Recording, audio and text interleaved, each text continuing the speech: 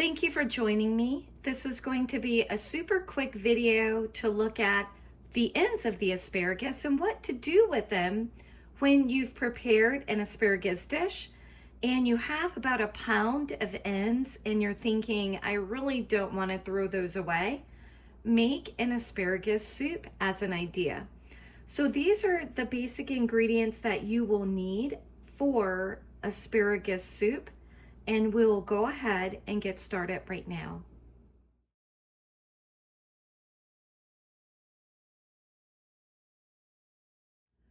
We're going to start our soup off with onion, and I like onion and I want it to be flavored well.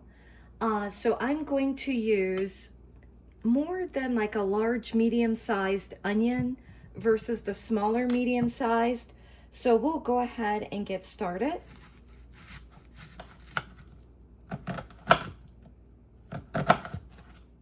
So we're gonna start by placing the onions into our pot. I'm going to turn my stovetop on to get the vegan butter to start melting, and that's 3 tablespoons of butter in there. And I'm going to finish chopping the other half of my onion and getting that into the pot along with it. We're going to get the remainder of our onions into our pot, and we're going to allow the onions to cook for about 5 or so minutes till they get really nice and translucent. We're going to allow that to kind of cook, and I will stir that from time to time. While the onions are in the pot doing their thing, we're just going to kind of lend our eyes over here for the asparagus. We're going to make sure that we remove that very bottom tip that's not that great. And we're just gonna cut the remainder pieces into like 1-inch size pieces. So as we finish that and it looks like our onions are ready, we're going to add our garlic in. And we're gonna give that a nice stir. And we're just gonna give the garlic maybe, 30 seconds to a minute to kind of become fragrant. I usually go over on the garlic a little bit as far as measurement, so you can use anywhere from 2 to 4 cloves. I am going to then add in my asparagus cuts. And we're going to allow all of this to cook together for about 2 or so more minutes.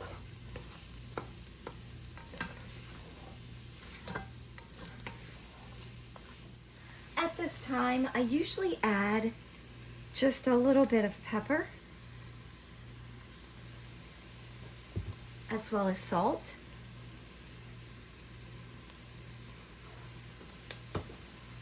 And we're going to give that a nice stir.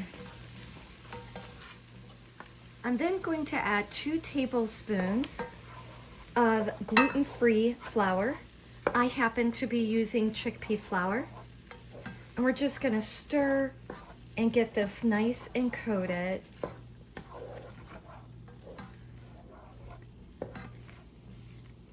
Allowing it to make a little bit of like a roux. And then from there, we're going to take our 4 cups of vegetable stock or broth.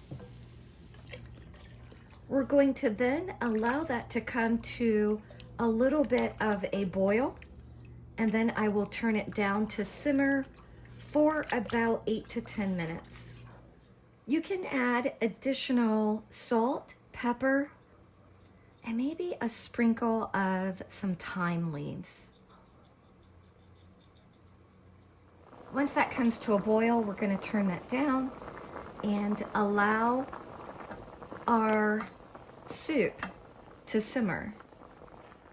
Once the soup has cooked and the asparagus is tender, we can place a lid on that if we need to make sure it gets tender. We can also, as far as seasoning it, I added in some thyme. You can add in a bay leaf or basil or whatever flavorings you might want for your soup that kind of lends it to the taste that you want. We're doing just a super quick idea. You can also take an immersion blender and stick it into the pot and blend the soup and puree it that way.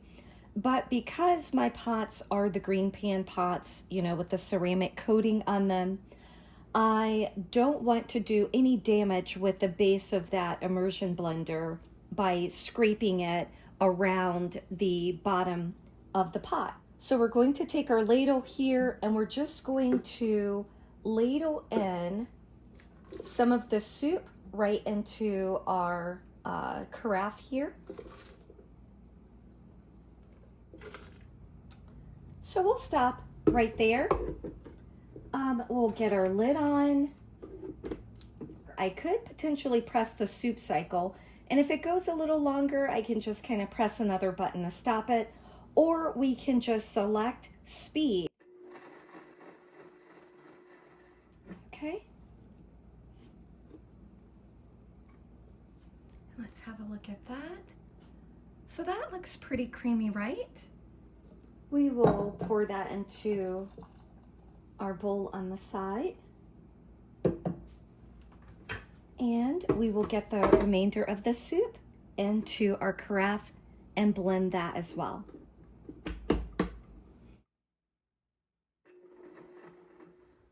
Once we have blended our asparagus soup into a puree successfully, we can then return it back to our pot. And I'm going to put this back onto low again. And I'm just going to allow the soup to kind of warm up. I'm going to take a little sample. It's always great to taste your food as you're going along because it kind of tells you if you're missing anything. I do think that it needs a little bit more salt, so we'll get some salt. What we could do at this point, we can also add in a little bit of cooking wine, cooking sherry, or even a little bit of plant-based cream.